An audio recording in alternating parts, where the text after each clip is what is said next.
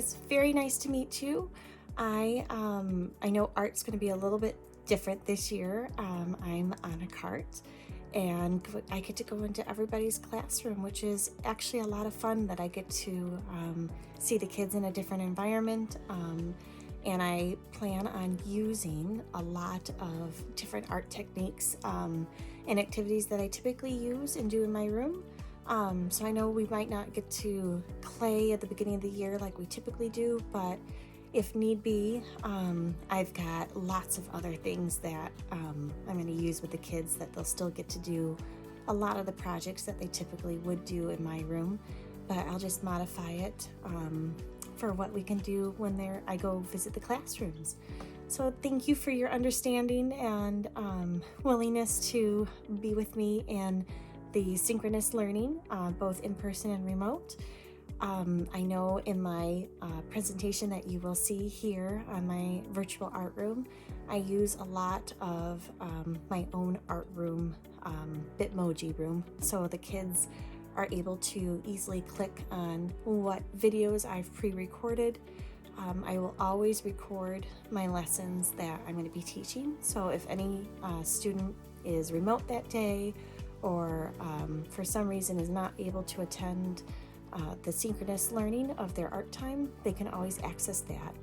And I just find it's just another extra resource if your student goes home, your child, sorry, it goes home and just really loved what we worked on in class and want to practice more. It's an opportunity for them to go back and practice that skill a little bit more.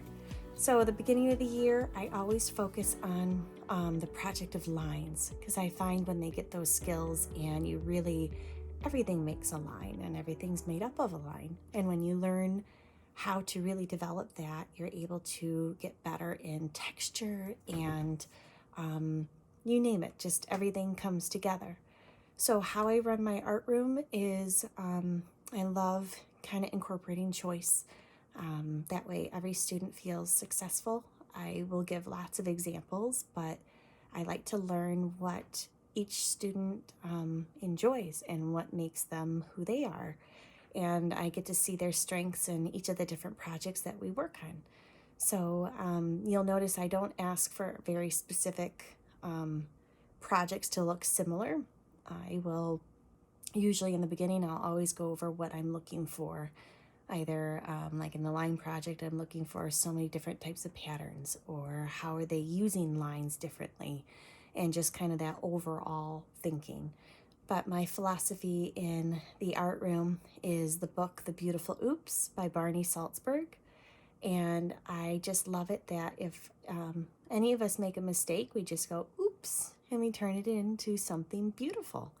So if your child comes home and goes, Mommy or Daddy, I made a beautiful oops, you'll understand that it's just something that I don't want them to feel that one mistake ruins everything, because we learn from it. And in art class, it's about finding solutions for projects that we're working on and just, making things work and being who we are and what we enjoy and having us come through in it.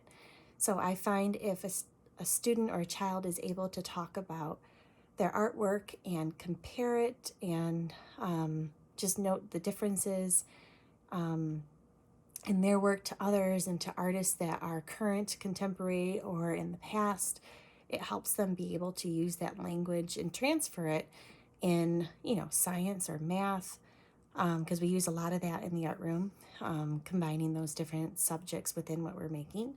But it makes it easier in their reading skills. So if they have to compare two different reading passages, if they can compare two art images, they can do that. So that's just a little bit about my art room. I'm just excited to work with your kids this year. So I'm sorry for the long message, but if you ever need me, please reach out an email to sholland@gower62.com, or follow me on my Instagram, my Twitter, or my YouTube channel. I always put things out there for everybody. And I know with our students, I always link both the YouTube if it's embedded and it doesn't take them anywhere, or I will make it a safe YouTube link, or I use a WeVideo link all of those are different things that are safe for the kids. So I look forward to having a great year this year. Thank you.